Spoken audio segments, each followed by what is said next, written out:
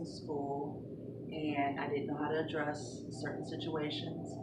So I started doing research, looking online, trying to find different agencies that can help me and address me to what route or which way to go with certain situations. So I went ahead and started going on a computer, looking up different things, and happened to come across in Mission and Power. Start looking, how they can help me with my daughter or how they can address certain situations. So after that, it took me a minute before I called them because I didn't know what I was getting myself into. But I did know that I needed help, and right now with my child. Actually, after I found the strength to make the phone call to Mission and Power, I spoke to a very nice lady, very respectful lady. I felt comfortable. She made me feel comfortable. She set up a meeting. About a week later, I came in and we sat down. I brought my daughter. Actually, me and her father came, actually. And we sat down, we did some paperwork. She made me feel real comfortable. I explained to her the things that was going on in school and the difficulties my daughter was having at school, and also what was taking place at school and what can I do to get help as far as my daughter. She advocated me as far as when is your next meeting at this school. We set up a meeting with the school district. At this meeting, she really pretty much advocated for me and my daughter because I explained to her I didn't know how to approach the situation because I've approached it before and pretty much got looked down on. Didn't know what I was talking about. So she was a great advocate for me and my daughter, and that's pretty much what happened afterwards. After the first meeting, things kept continuously not getting where the teachers weren't meeting my daughter's goals or meeting her expectations where she needed to be as far as when she has a problem, who to go to and who not to go to. They weren't following what they spoke in the meetings. So at that point, I was getting very frustrated because my daughter kept coming home upset, crying, didn't want to go back to school. Nobody believes her, and it was a continuous thing. So I got on the phone and talked to Curtis, and that's when I explained to Curtis things weren't getting better, things were getting worse. I need help, and I need help right now. My daughter could no longer deal with the pressure, and nor can I. So he asked me to come in, sit down, let's talk about this. And that's when we went to the next level as far as let's set up meetings. We need more meetings. We need to handle this right now. So that's what we did. Even in these meetings, the meeting that we had set up and attended, when we went to these meetings, everybody got to express themselves and tell what was going on and what needs to be fixed.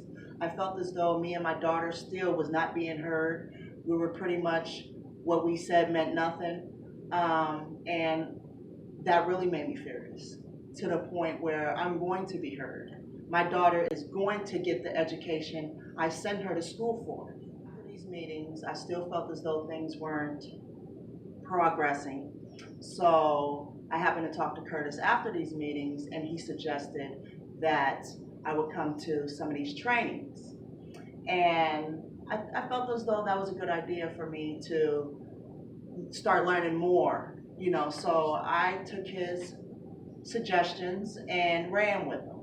And so I started coming to Curtis's trainings, and when I came in, I was introduced with other parents who was pretty much in the same situations as I was.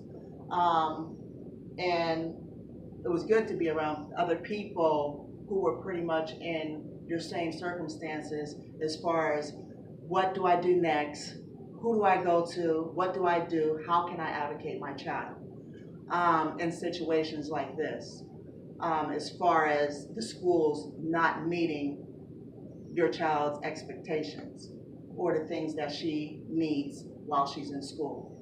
Coming to these trainings, I have learned to advocate my daughter better, address the schools better, make appointments, and be accurate about what, when, why, and where, why we need these meetings, and we need them as soon as possible. I would like, what it taught me is to not wait so long into letting things go when it needs to be addressed right away. And it actually bettered me to advocate my daughter, also myself, and not just be a better parent, but be a better advocate for my daughter. When she couldn't speak, I spoke. And at this last meeting we had at the school, my daughter's BCM worker from Stairways actually pointed something out to me as far as how proud she was on how I handled the last meeting pertaining to my daughter.